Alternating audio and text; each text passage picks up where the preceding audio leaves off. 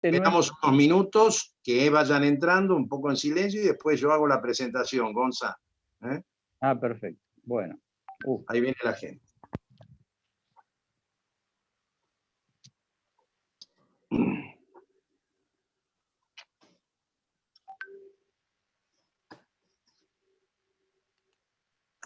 Hola, buenas tardes. Abrazo. Hola, buenas tardes, doctor Scali. ¿Cómo está mi general Romero? Muy bien, doctor Scali, gracias por acompañarnos. Es un gusto tenerlo con nosotros.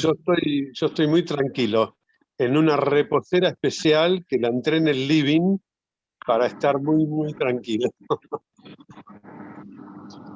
¿Qué tal la cosa? ¿Bien? Vamos a esperar que entren. Buenas tardes. ¿Qué tal, Romero? ¿Cómo anda? Que hoy son bastantes. Lo que les vamos a pedir una vez que comencemos es, por favor, no ahora, que silencien los micrófonos para que no haya distorsión en el mensaje de Rosendo. Vamos a esperar 1 o 2 minutos más y ya hacemos toda la presentación de estilo. Veo que hoy hay mucha gente. Esto está muy bien. Guillermo Lascano Quintana. ¿Cómo te va, Lascano? ¿Qué decís? Qué gusto de verte. ¿Qué tal, Gire? ¿Cómo andás?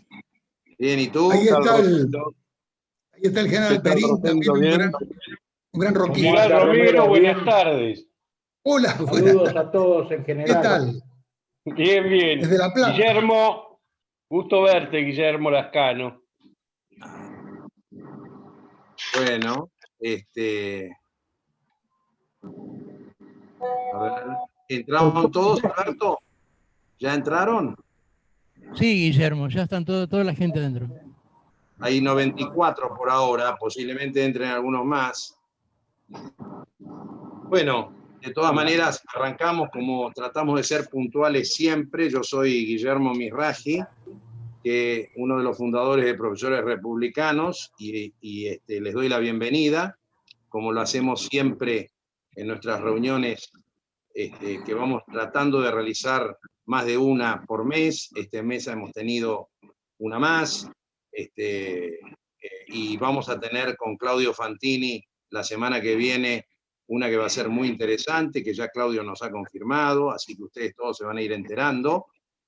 Y bueno, Profesores Republicanos es una organización precisamente que nace de origen hace 2 años, es como consecuencia de un grupo de profesores de la Facultad de Derecho, pero no es solamente hoy de profesores de la Facultad de Derecho, y que hemos reunido una heterogeneidad de educadores que no son solo del ambiente universitario. Nuestro lema es idea, acción, y nuestros objetivos están pensados a partir de caseros con el nacimiento de la patria grande.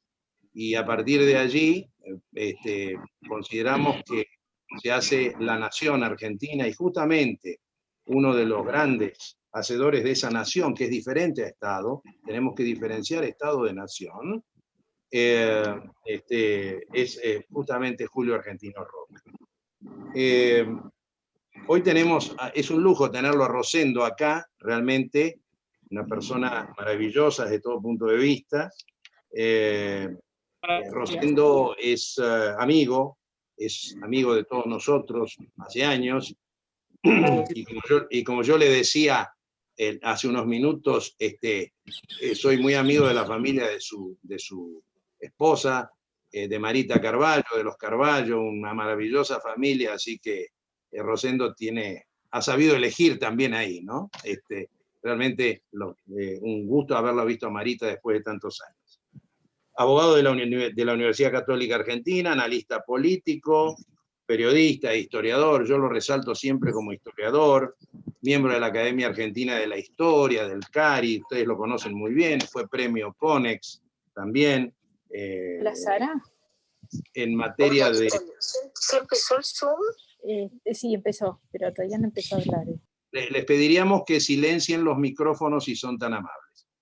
tiene el premio Santa Clara de Asís, tiene más o alrededor de 38 libros en temas de historia, fue condecorado por varios países, entre ellos Brasil, Italia, y es director del Centro de Estudios de la Unión para la Nueva Mayoría, pero por sobre todo también es el presidente de la asociación o del Instituto Julio Argentino Roca.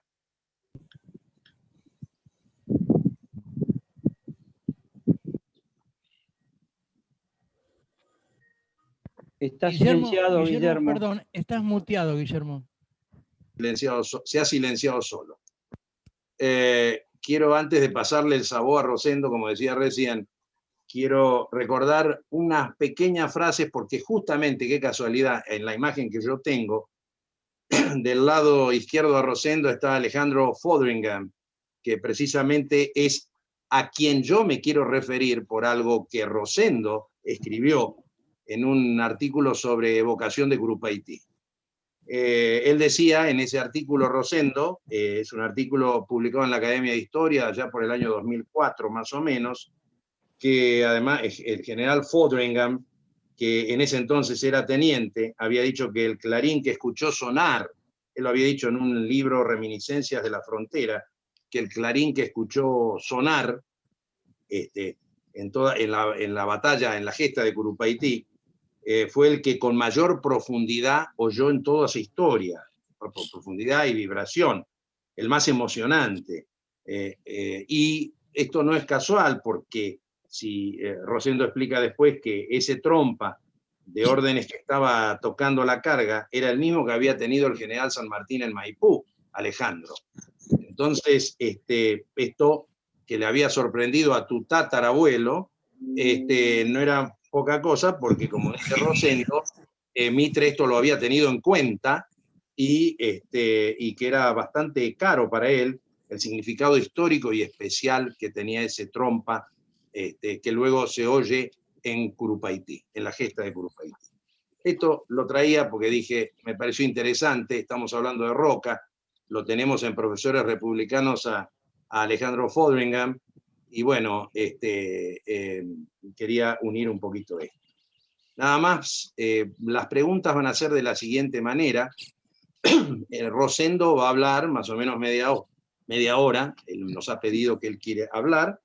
Ustedes harán las preguntas, yo las voy a ir viendo acá, y después sobre el cierre de su exposición voy a hacer una síntesis. Lo que les pido, por favor, es que la pregunta sea concreta, que no sea una pregunta que explique lo que ustedes piensan. Eso lo podemos ver. Si no, la pregunta a Rosendo directamente para que me ayude a mí a unir algunas preguntas y poder hacer de 3 o 4 preguntas una. Finalmente, quiero agradecer a la Asociación Civil Río Paraná de Santa Fe, la colaboración que permanentemente nos brinda a Profesores Republicanos, y que estamos en una unión de trabajo en todas estas acciones cada vez más fuerte. Y yo le agradezco en la persona de Alberto Coan, de Ana Coan y de Fabián Ver, que siempre están al lado nuestro, ayudándonos con todo esto. Y bueno, son los que tocan los botones para que esto funcione bien, además. De manera que si nos portamos mal, él desenchufa todo y se acabó esto. Y por último, la novedad para los profesores republicanos, que vamos a contar como un miembro flamante desde mañana posiblemente, con el general Raúl José Romero, que además de ser general, es también un profesor, ha sido profesor en la Universidad de Belgrano, lo he invitado y ha dicho que sí, así que bienvenido, general, bienvenido, profesor, a nuestro grupo, y esperemos recibir todo lo que usted durante su vida ha dado a la nación. Nada más, Rosendo, gracias, y acá esta es tu tribuna, y te dejo con ella en tus manos. Bueno, muchas gracias a Profesores Republicanos por la invitación. Yo siempre, el tema era Roca, pero siempre trato de tomar algún tema específico para no hablar de demasiadas generalidades ni repetir. En este caso, he elegido un tema desmonumental Roca, que tiene como referencia un proceso, pero que tiene como desencadenante para conversar, ¿no?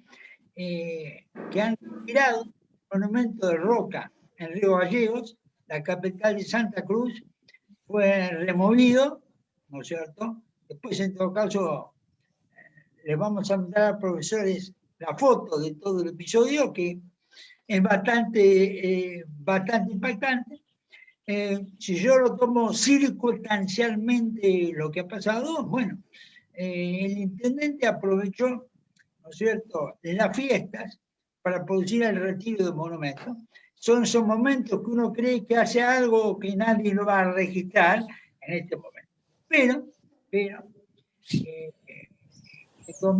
2012, ya el Consejo Deliberante de Río Gallegos resolvió retirar el monumento a Roca de Río Gallegos. Previamente, la avenida Roca, donde está el monumento, se le había cambiado el nombre por Néstor Kirchner. Eso para educar que lo que pasa en diciembre del 2020, en alguna medida, no es algo tan extemporáneo, ¿no es cierto? 8 años atrás se resolvió sacar el monumento, no se ejecutó, pero sí se Yo no me animaba. Llamaba ahí. una avenida que era muy importante, ¿no es cierto? Es muy importante en la ciudad. Y acá buscamos el nombre de Monumentando a Roca, o el término, lo generaliza el extinto historiador Bayer, ¿no es cierto? Expresión de, digamos, que él tiene, Osvaldo Bayer, una interpretación, yo, en mi opinión, anarquista de la historia argentina. Ni populista, ni nacionalista, ni marxista, anarquista de la historia argentina. Eso es importante para vincular un tema con el otro. El kirchnerismo tomó la interpretación de la historia de Bayer. No tomó la de Jauretche, ni tomó ni siquiera la interpretación marxista. ¿No es cierto? Es decir, para el marxismo, Roca reconoce que es el que construyó el Estado. Cuestiona que haya puesto el Estado al servicio de la oligarquía. Jauretche, como lo dice y escribió, ve en Roca una versión atenuada de la línea nacional porque logró imponer el interior sobre Buenos Aires. Pero cuando nacionaliza los ferrocarriles, al ferrocarril del sur le pone General Roca en el año 47. Por mostrar que el desarrollismo, Ernesto Floris, primer canciller de Frondizi, escribe El Roquismo, un libro corto pero muy bueno que daba la visión de desarrollismo. Es decir, todos, más, menos, no digamos liberales, le reconocen a Roca un valor. Y ese valor gira alrededor de los distintos aspectos en la construcción del Estado. Claro, esto, la única, yo diría, ideología que reconoce nada en Roca es el anarquismo. El anarquismo. Porque Roca indiscutiblemente es el constructor del Estado. Es el constructor del Estado. La discusión es cómo se manejó, para qué. Pero es el constructor del Estado. Para el anarquismo, eso está mal. Es decir, la construcción del Estado, que los demás lo ven como un mérito, él lo ven como un demérito. Y este es el punto, yo creo, ideológico. Desmonumentar, lo empieza a utilizar él, aparecen, yo diría, movimientos, grupos, armas del interior para desmonumentar a Roca. El 2014, cuando se cumplió el centenario de la muerte de Roca, hicimos una serie de actos, conferencias, ¿no es cierto? Yo la hice, ¿no es cierto?, sobre los cambios del nombre Roca que habían tenido lugar entre 2007 y 2015, 2014, perdón. 2015. Bueno, me dieron 25 escuelas, avenidas, calles, ¿no es cierto?, que habían dejado de tener el nombre de roca, y en su mayoría habían sido cambiados por Kirchner o caciques indígenas. El 90% de esos 25 escuelas, avenidas, inclusive se retiró un busto en Junín de roca que yo sepa no apareció más, digamos, 25. Ahora, a esos 25 se le dan 36 proyectos aprobados para cambiar nombres y sacar monumentos, ¿no es cierto? En este punto. Estos 36, 16 están en la provincia de Buenos Aires. Hay en 10 provincias, hay proyectos aprobados, ¿no es cierto?, para esto, con este fin. E incluso hay un proyecto, digamos, aprobado por una resolución del intendente de Buenos Aires, creo que Ibarra en ese momento, para sacar el monumento a Roca y que los familiares como opción, el monumento a Roca es la Diagonal Sur, que los familiares como opción lo llevaran a la estancia, no sé lo que es la estancia que había tenido Roca en la provincia de Buenos Aires. Ese mismo proyecto se contemplaba hacer una suscripción popular que después era transformado en donaciones de objetos de bronce para desmontar el monumento a Roca y reemplazarlo en ese lugar por el monumento a la mujer originaria, por el monumento a la mujer originaria. Esto no llegó a... Se instaló un taller grande para un escultor, que fue el mismo escultor que hizo el de Juan Azurduy, que está frente al centro con la esquina, para que, ¿no es cierto?, esculpiera el movimiento a la mujer originaria para sustituir al de Roca. Esto, ¿no es cierto? Bueno, todo un movimiento muy intenso, ¿no es cierto?, donde lo que se buscó muy, yo diría, orgánicamente es sacar la Roca de la memoria pública argentina. En ese punto. Y yo digo, 25 hechos se produjeron. La calle, por ejemplo, en Tucumán, la avenida, donde está el monumento a Roca en Tucumán, Roquera Tucumano, se le puso el nombre de Kirchner. No se sacó, ¿no es cierto?, no se sacó el monumento, pero se produjo. Bueno, este es un contexto. Con el cambio de situación política a fines de 2015, este movimiento perdió impulso. Cuando digo perdió impulso, perdió apoyo estatal, ¿no es cierto?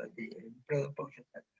También en 2014 habíamos constatado que en el debate, en la discusión, ¿no es cierto?, defendiendo a Roca se ganaba.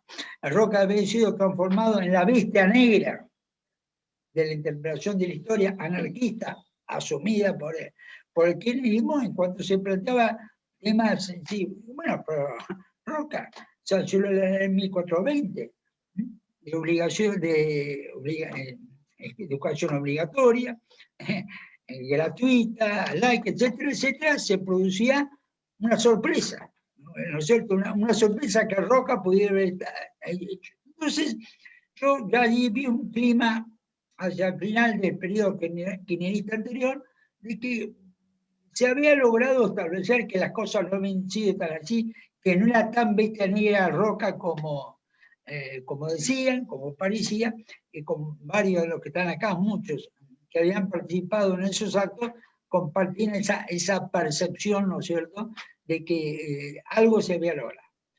Ahora, empieza este gobierno y al año de gobierno aparece yo casi diría, sí, remoción / destrucción del monumento a Roca. Digo destrucción porque era un conjunto escultural, ¿no es cierto? Es decir, se sacó, ¿qué era ¿cuál es el significado de ese monumento? Estaban los gallegos, inaugurado en 1941, en Río Gallegos. Tenía como referencia 1899, diciembre de 98, ¿no es cierto?, enero de 1899. Roca acaba de asumir la segunda presidencia, el 12 de octubre de 1898. Para el país en ese momento, el tema prioritario, que incluso había jugado un papel para que Roca fuera elegido presidente, era el conflicto con Chile y el riesgo concreto de guerra por ese problema. Bueno, Roca, de forma prácticamente inmediata, le propone al presidente chileno un encuentro en el Estrecho Magallanes. Buscar un punto simbólico entre los dos países y encontrarse los dos presidentes allí. Iba a ser el primer encuentro de dos presidentes en la historia hasta ese momento de Argentina. A raíz de esto, Roca es también el primer presidente que viaja a la Patagonia, ¿cierto? El primer presidente que viaja. Y acá, con este motivo, baja al Río Gallegos. El monumento, yo diría que es un monumento Roca parado, vestido de civil, porque es presidente, con dos esculturas más puestas bajo relieve con el monumento, donde aparece, ¿no es cierto?, el estrecho y Roca en Río Gallegos. Ese es el motivo del monumento, no su acción militar, no a la campaña al desierto, ese es el motivo del monumento, ¿no es cierto? Sin cubrecabeza, Roca, vestido con la levita que se usaba en esa época. Bueno, acá lo que hay que ver es que, ¿no es cierto?, entre los proyectos que no se cumplieron, los 36 proyectos que no se ejecutaron de remover el nombre de Roca, remover la imagen de Roca, está el de Río Gallegos.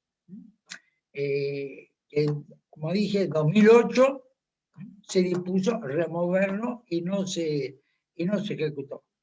Yo diría,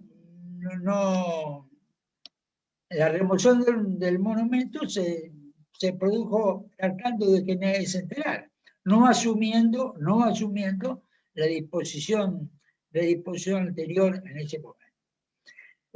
Hasta ahora, remoción de monumentos, estaba nada más el de Junín, ahora se agrega el de Río Gallegos. Y una primera pregunta es, ¿por qué ahora? Ese momento estaba desde 1941, ¿por qué ahora saca el monumento de Río Gallegos?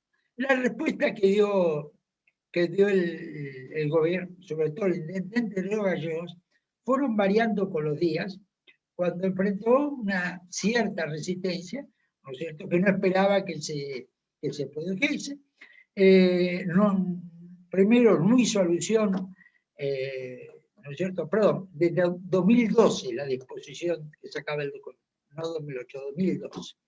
A eso, después dijo que se iba a transformar esa avenida en un paseo y que por eso lo sacaban. En otro momento dijeron no, que después lo iban a poner, dijeron que lo habían sacado para repararlo, todo un conjunto de distintas contradicciones frente al surgimiento de cierto estado de opinión, no quiero exagerar, pero sí cierto estado de opinión de determinados grupos que reclamaron, ¿no es cierto? Hay un reclamo que yo sepa que no ha tenido respuesta, y después le pedí a Romero o Gonzalo Roca que amplíen información o la corrijan, porque están siguiendo muy de cerca el episodio, es ¿dónde está el monumento? ¿A dónde fue? Lo rebobinan, está toda la foto cuando lo sacan, destruyen el conjunto monumental, lo llevan con una grúa, pero ¿dónde está? Es en qué galpón está, en qué depósito está el monumento. O sea, y en este.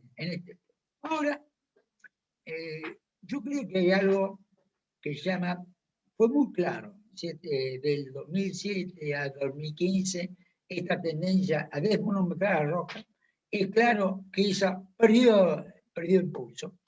Y perdió impulso porque dejó de estar el Estado dando la estructura para eso, y ahora volvió, ¿no es cierto?, ha vuelto. Yo creo que esto reapareció el movimiento para desmonumentar a Roca con motivo de este episodio, que había funcionado activamente antes y después había desaparecido. Yo creo que es lo que se llama un clima de época, que en el caso argentino está muy, muy vinculado hacia dónde el Estado se enfoca, sin que haya a lo mejor un plan sistemático del Poder Ejecutivo en un determinado momento. Fíjense que la misma segunda quincena de diciembre, en el cual sacan el monumento a Roca en Río Gallegos, retiraron del frente del Centro Cultural Kirchner la frase de Borges, la patria somos todos. Una frase muy linda que yo en la política actual, la mejor frase antigrieta. Además, escrita o dicha en un poema por Borges, en un poema dedicado al sesquicentenario de la independencia. No hay ninguna, para mi juicio, conexión operativa entre lo que hizo el intendente de Río Gallegos y al mismo momento que sacaban la frase de Borges del Centro Cultural Kirchner. Lo que hay es un cambio de clima en este sentido, que creo que va a avanzar, ¿no es cierto?, con otra cosa también. ¿Qué es un clima? Un clima es que, por ejemplo, si el presidente hubiese ordenado que repongan la frase de Borges en el frente del Centro Cultural Kirchner, para mí hubiese hecho lo que correspondía, pero además hubiese hecho lo que le convenía políticamente, ¿no es cierto? Si hay algo que se salvó de la llamada grieta, es el nombre del Centro Cultural Kirchner, donde durante el gobierno anterior se mató. Creo que rescatar esa frase al presidente le convenía políticamente. Y esto no es nada más que una resolución, ni un decreto, ¿no es cierto? Pero no lo hizo, ¿no es cierto? No porque nadie no se lo haya dicho en ese sentido. Pero esto puede traer problemas, sí. Bueno, y acá es donde yo creo que se explica el porqué. Es un cambio de clima político, lo que influye en la historia en este momento, lo que lleva al comienzo de la reaparición de la tendencia anterior. Ahora, puesto en estos términos, hemos revisado el proceso de la desmonumentalización de Roca. Ahora, el año pasado, 2020, surgió el movimiento que traducido del inglés al castellano se llama los rompeestatuas. Los rompeestatuas, en traducción en castellano. Los rompeestatuas acaba a raíz de la muerte de un afroamericano, Floyd, en junio del año, ¿no es cierto?, junio del año pasado. Se generan, que lo mata la policía, se forman disturbios violentos en Estados Unidos, donde derivan los ataques a a los monumentos, las estatuas, de figuras, empiezan por figuras, ¿no es cierto?, que estuvieron vinculados al tráfico de esclavos. Creo que esto, más allá, tiene una cierta lógica, que en un contexto de conflicto racial se quiere atacar en las estatuas de gente o personalidades que tuvieron que ver con el tráfico de esclavos.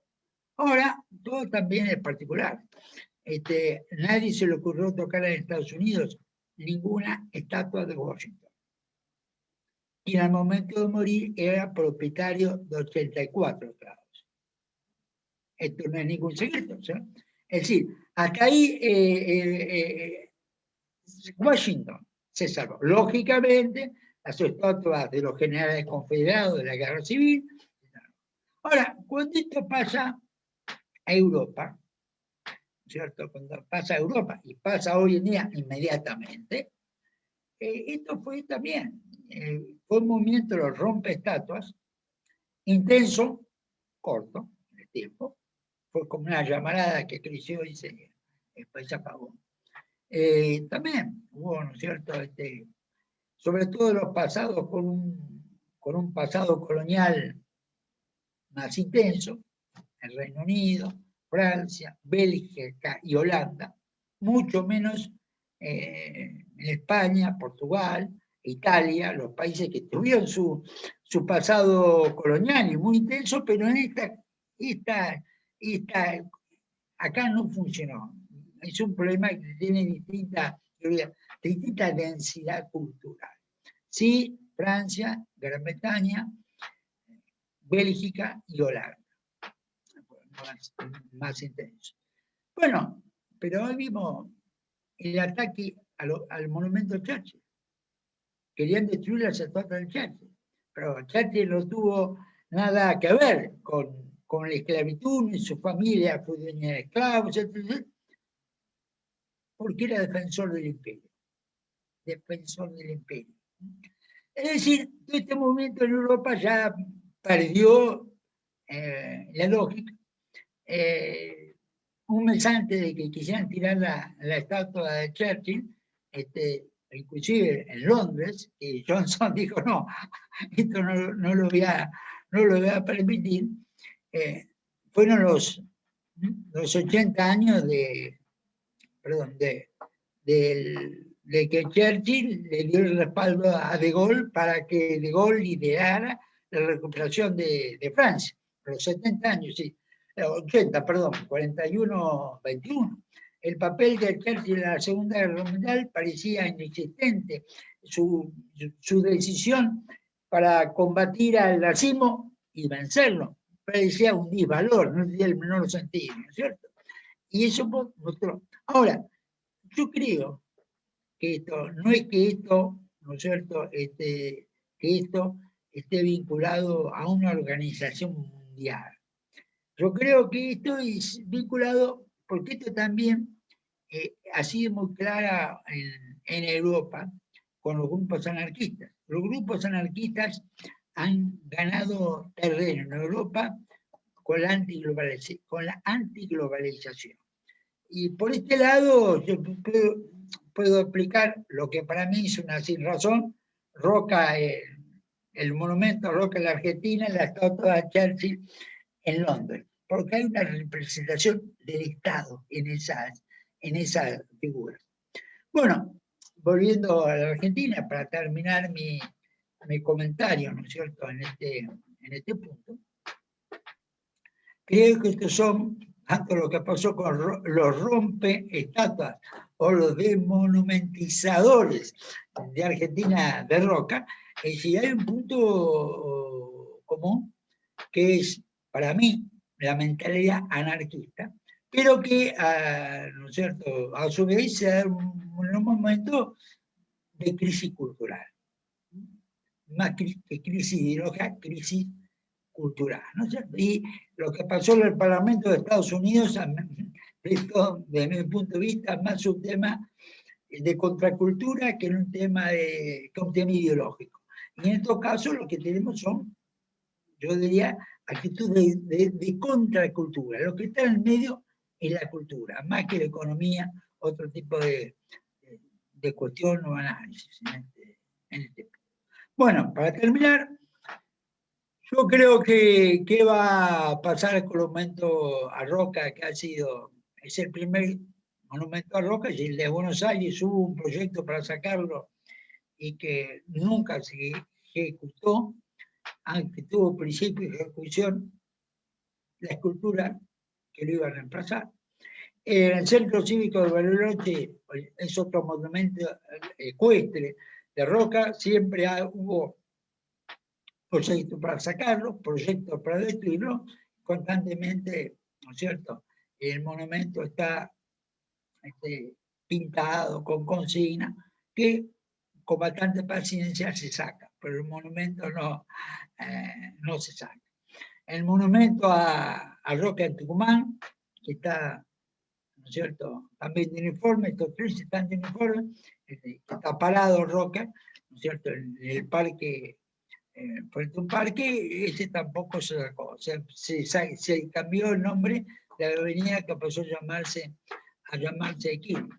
El que sí ha sido removido es el de Río Gallegos, que quizás o es el que tenga menor valor simbólico desde el punto de vista del cuestionamiento a la ocupación de los territorios del sur. Entonces, ¿qué va a pasar? No lo sé, doy una opinión quizás política. Santa Cruz pasa en Formosa, son esas provincias argentinas chicas, las dos están en las 5 provincias más chicas de Argentina, el poder está muy concentrado, el poder se ejerce durante décadas, compensado con Ifrán en Formosa o el kirchnerismo en Santa Cruz. Y además no hay ningún, yo diría, reclamo o pedido del gobierno nacional para que eso no se haga, o eso se revierta, o eso pueda encontrar una solución. Tampoco hay en la provincia una opinión pública activa, hay sí minorías activas que reclaman, que exigen, pero sin representación en el poder político. Son grupos de concejales opositores, pero sin representación. Entonces, de cualquier manera, yo personalmente, soy de la idea que el monumento se ubique en otro lugar, ya sea en otro lugar de Río Gallegos o otro lugar de la Argentina, ¿no es cierto? Pero, primero, tenemos que saber dónde está, ¿no es cierto? Y en eso hay que empeñar esfuerzo. Dar una respuesta a este movimiento desde monumentalización, ¿no es cierto?, contra Roca, creo que es necesario para quebrar ¿no es cierto?, una interpretación de la historia cegada, ¿no es cierto?, y que va en contra, yo diría, de los valores de nuestra Constitución Nacional. Muchas gracias. Muchas gracias, Rosendo. Muchas gracias. Hay algunas preguntas. Voy a resumirlas, 2 o 3. Algunos que han preguntado hablan de lo que tú has dicho, es decir, si hay una batalla cultural. Y si hay una batalla cultural, Rosendo, esto recién empieza, porque se puede seguir con Sarmiento, se puede seguir con Pellegrini, se puede seguir con Avellaneda, y empezar a desmonumentizar al país de todos sus héroes o de toda su generación que lo hizo grande. ¿Qué opinas? ¿Esto recién empieza o es algo esporádico? Esto ya empezó. Yo te lo pongo, puedo encontrar antecedentes, pero para mí empezó orgánicamente en 2007. 2007. Ya empezó. Los ataques a Sarmiento son eternos. Ya se han hecho, pero se han hecho una perspectiva diferente. El ataque al revisionismo a Sarmiento, para mí, era sobre todo un ataque ideológico. no tienen las connotaciones que tiene ahora. Ahora, desde 2007 se intensificó la campaña contra Sarmiento. Lo que pasa es que esto entra con otra acción coincidente, que es el Roca militar. Sarmiento era el general de división, pero siempre está de civil, predominantemente sí. Roca, la mayoría de las veces, está como militar, aunque un cuarto de siglo actuó como 2 veces presidente, ¿no es cierto? Y senador, etc., actuó como civil. La obra de gobierno de Roca no es militar, es una de un presidente, ¿no es cierto?, que no actúa como militar. Pero, ¿viste? Esa visión anarquista terminó haciendo la Roca, yo lo dije, la bestia negra, la belle noire, que llaman los franceses, de la política argentina. Sobre todo esos años de 2007 ¿no es cierto?, a 2014, donde hubo interpretaciones de la historia puestas en televisión, puestas en dibujitos animados, que se proyectaban masivamente en este punto. Yo te digo que esto sigue, ¿no es cierto? Esto sigue. De cualquier manera, creo que es un tema muy importante. Por eso digo, creo que hoy los problemas políticos y ideológicos se manifiestan más en la cultura que en la economía, como fenómeno global. Y esto sigue, ¿no es cierto? Y Roca, y porque ahí entra la otra, el kirchnerismo empezó con otra idea que es desmilitarizar la historia. Cristina, ¿no es cierto?, en 2007 planteaba que el prócer más importante debía ser, lo dijo públicamente, Belgrano, no San Martín. Belgrano, no San Martín. La idea, y esto era un problema iconográfico, es decir, porque Belgrano su actuación pública fue como militar, más importante. Los 8 años de la segunda década del siglo XIX, los 1810, 1820, 8 años, Belgrano es militar. Belgrano dice que las 2 batallas más importantes que definen la independencia en nuestro territorio las ganó Belgrano, no San Martín. Pero hay un tema iconográfico. Belgrano es el proceso civil, San Martín es el militar. Sustituirlo San Martín por Belgrano como padre de la patria, ¿no es cierto?, resuelve muchos de los problemas de la justificación histórica del rol de los militares, ¿no es cierto? Entonces, ahora, empezó en 2007,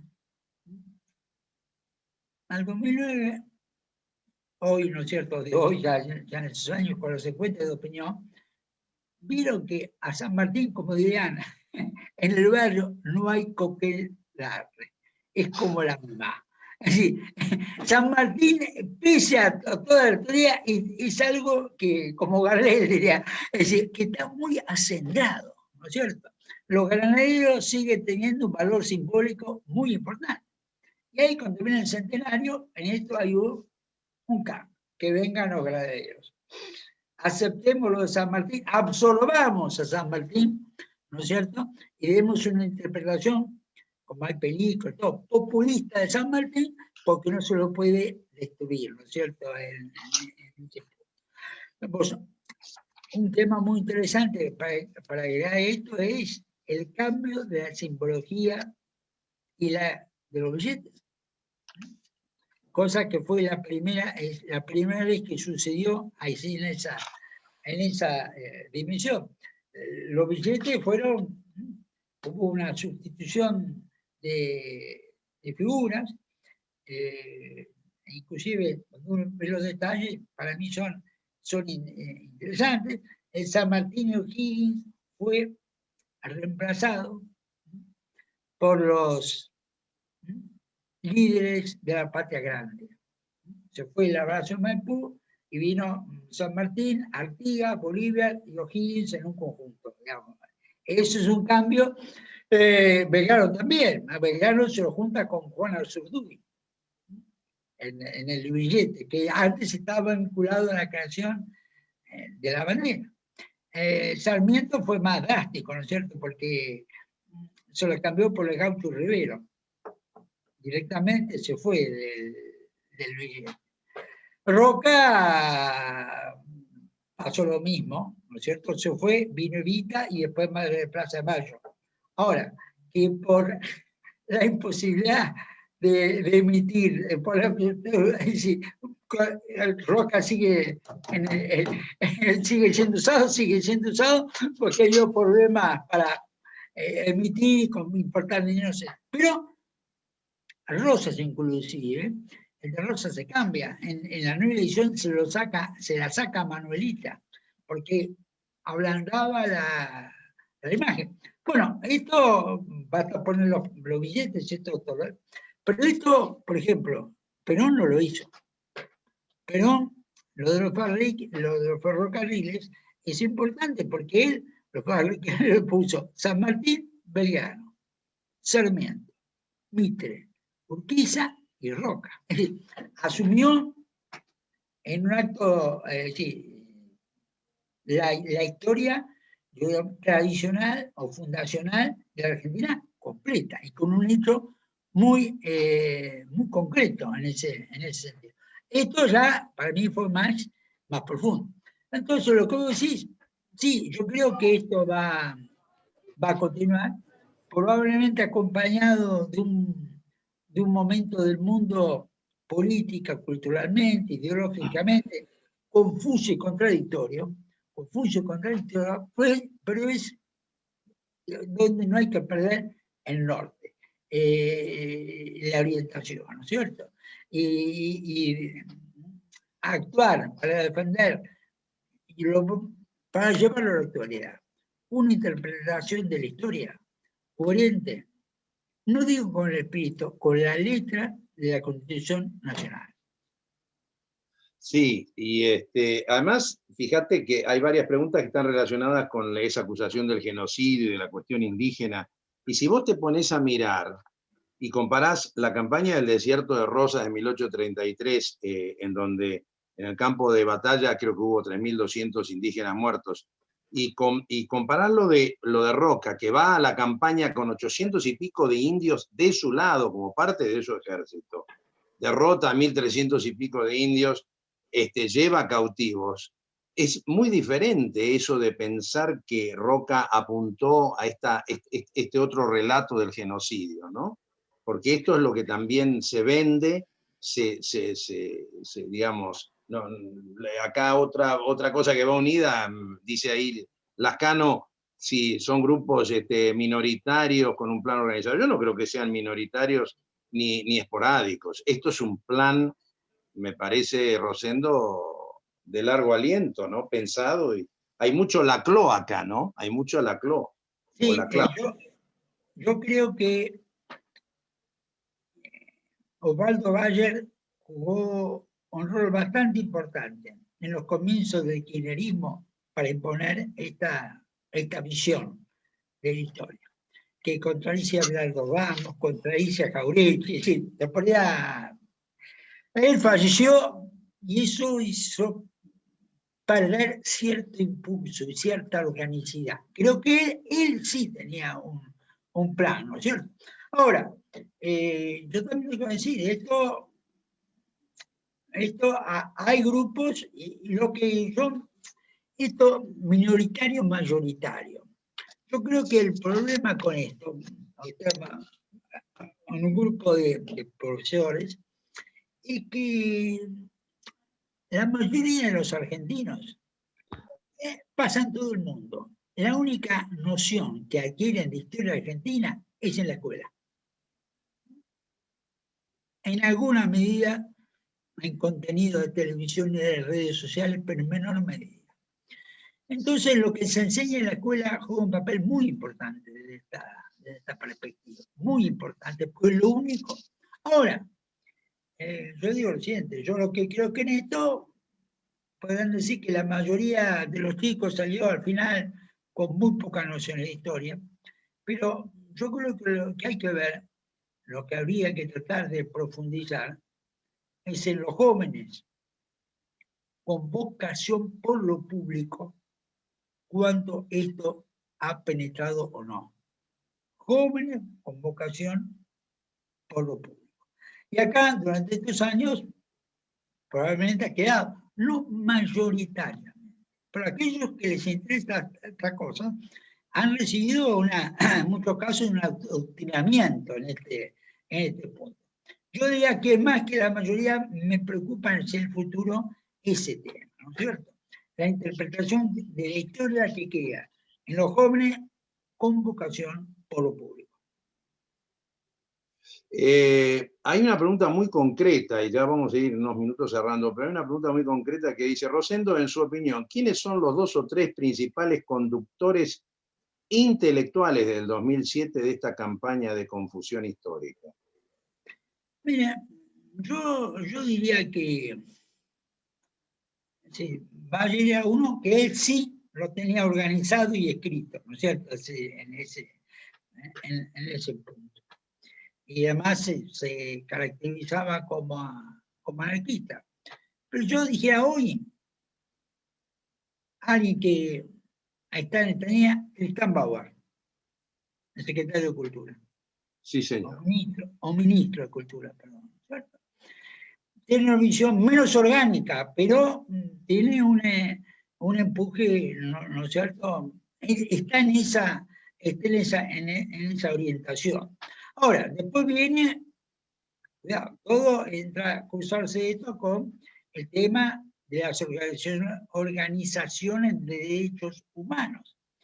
No olvidemos que Bayer, así que él planteó que el genocidio de Roca fue el ensayo del genocidio del siglo XX. Pero espera. Roca marcha hacia el Río Negro en 1879, con una pre-campaña 78, y eso es exactamente un siglo. No sé, entonces, bueno, se construye la teoría. Por eso hubo una primera sustitución de Roca por Evita en el billete. Bueno, eso yo diría una interpretación populista. Pero después hubo una segunda sustitución, que es Roca por el pañuelo blanco. Entonces, esta es otra cuestión que entra a jugar en todo este punto.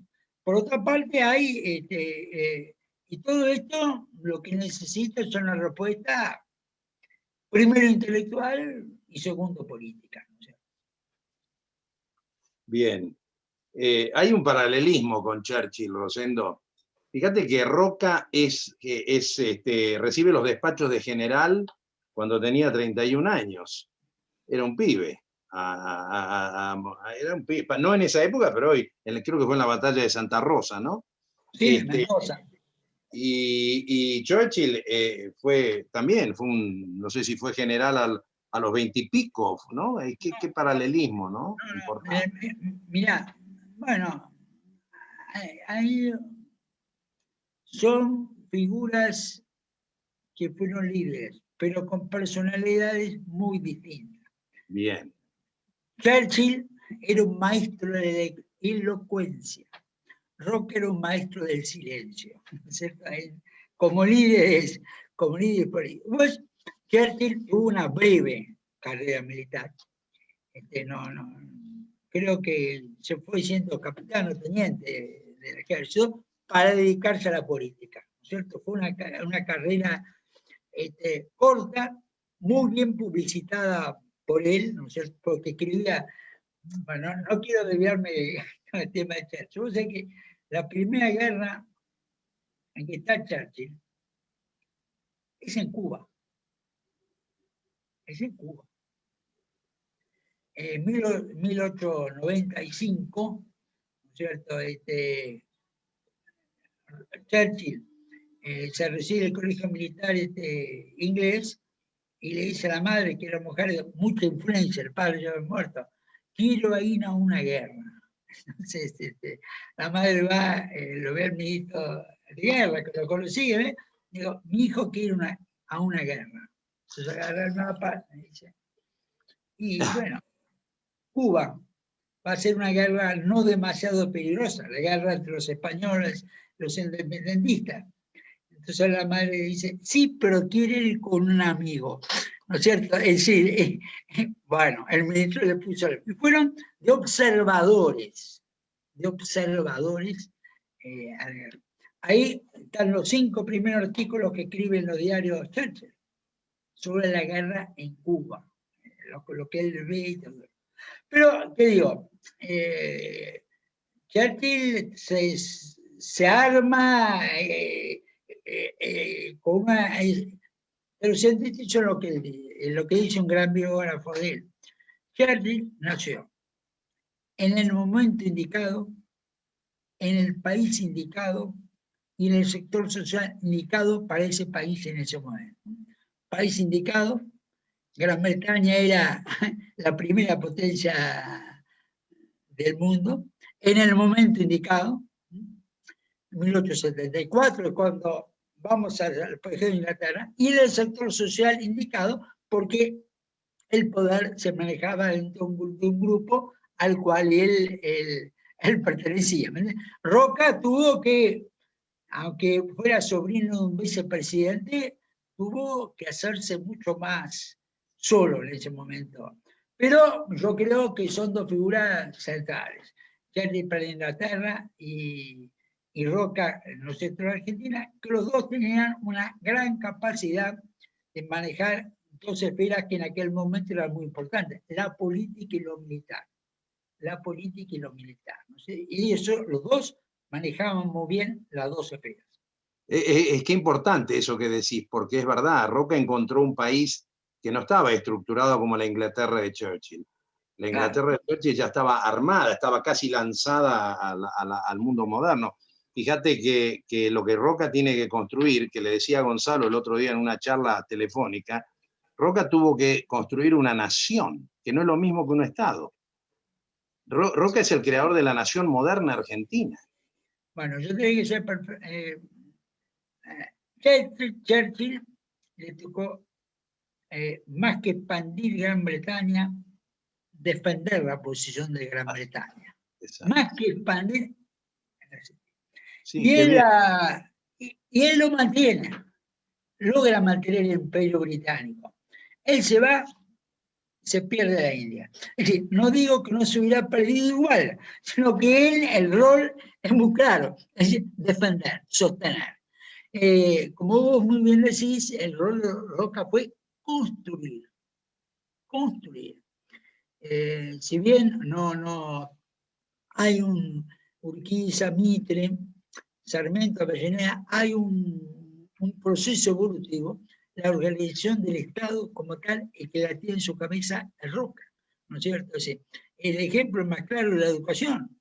Claro. Sarmiento fue 6 años presidente, no sancionó la ley 1420. No lo sancionó la ley 1420. Avellaneda había sido el ministro de Educación de Roca, 6 años presidente, tampoco sancionó la ley 1420. Lo va a hacer Roca, ¿no es cierto? Dentro de una línea integral, ¿no es cierto?, en ese sentido. Entonces yo creo que son 2 roles, en este sentido son 2 roles distintos. Pero el Roca, que comienza a los 15 años como militar en la batalla de Cepeda, sí, señor. Al Roca, que en 1914 muere cuando ya ha empezado la Primera Guerra Mundial.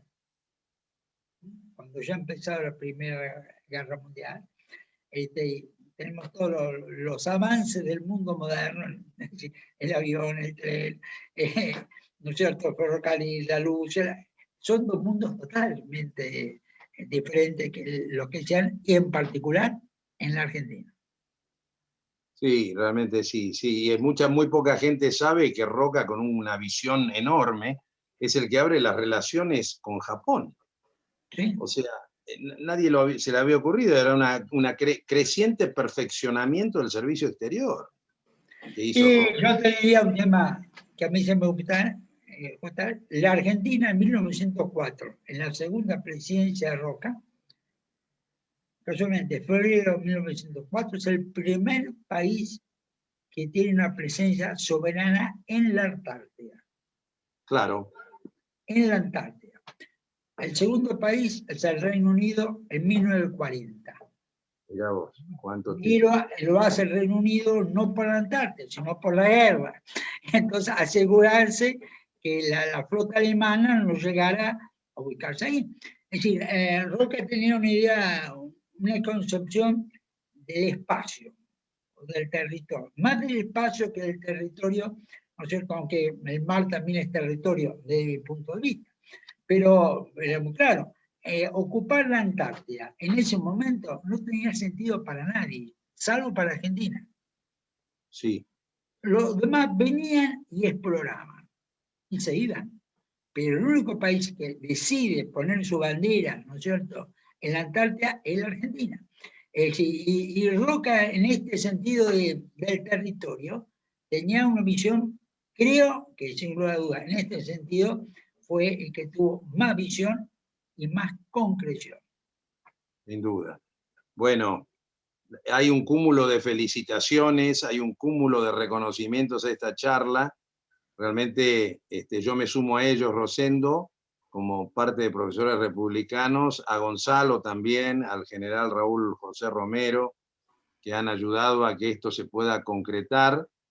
Realmente hay muchas ideas o preguntas que se han volcado acá que nos llevaría, qué sé yo, 40 minutos más. Pero te digo, fíjate que con el observatorio, estoy acordándome ahora de las Orcadas, que lo hace Roca, es de a partir de ahí donde hace presencia en la Antártida, si no me equivoco. Claro, febrero de 1904, creo que fue el 15 o el 16, no me acuerdo del día.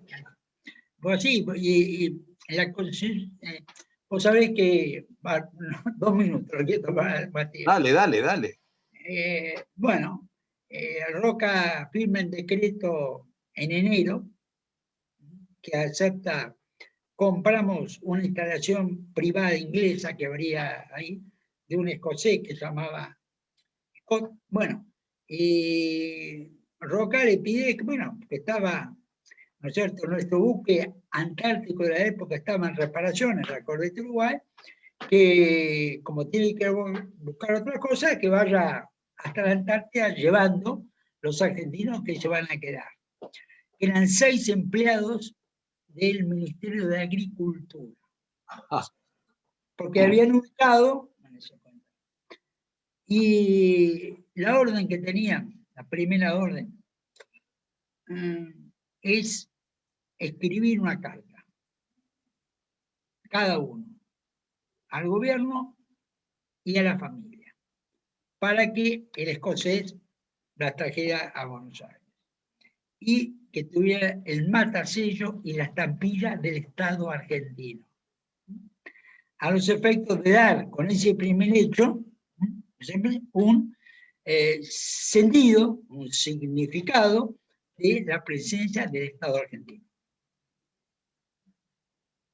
Bien, sí, claro. Bueno, sí, ahora sí cerramos. Agradecemos a todos los que han estado, gente de las provincias, de Zárate, del interior, mucha gente, muchos militares que, como alguien dijo acá, es un gusto que los ciudadanos y los militares estemos trabajando juntos por la patria de una vez por todas, y esto es así. Y yo me siento muy honrado con esta reunión, porque ha sido una reunión aparte muy grande, son casi 170 personas, Rosendo, estuvieron hoy. Bueno, muchas gracias a todos. Sos un sex símbolo o un símbolo histórico, no sé cómo decirlo, pero algo sos. No me carguen. No, por favor, con esas corbatas y esa elegancia, ya te dije, vous êtes un chevalier, monsieur. Guillermo, Sí. agradecerte nosotros desde el instituto y agradecerle a todos los presentes Y destacar que está también presente Ricardo Igulich, que es el delegado del instituto en Bariloche, un lugar emblemático donde se requiere una muy fuerte presencia. Y Acá lo veo. Siempre allí, exactamente. Y que también tenemos un oyente desde Londres, que es un amigo, Agustín Blanco, que también nos está escuchando desde Londres para que se vea el interés que ha despertado esto, que es un tema también, por supuesto, internacional, y la disertación que da siempre Rosendo, que es muy convocante. Vemos mucha gente, Gonzalo, acá veo, tal vez él no se acuerda, yo lo conozco de alguna, Emilio Deró, hay mucha gente y bueno, realmente fue muy, muy lindo esto y como siempre, el agradecimiento a la Asociación Civil Río Paraná de Santa Fe por el esfuerzo que hace en ayudarnos a que todo esto sea posible. Rosendo, muchas gracias. Gracias a vos, gracias a ustedes. Muchas gracias. Un cariño a Marita y nos vamos a encontrar pronto. Gonza, gracias por todo. Un aplauso para Rosendo. Para ustedes. Adiós. Hasta la próxima, el lunes que viene, con Fantini, Claudio Fantini. Ahí estaremos. Muchas gracias.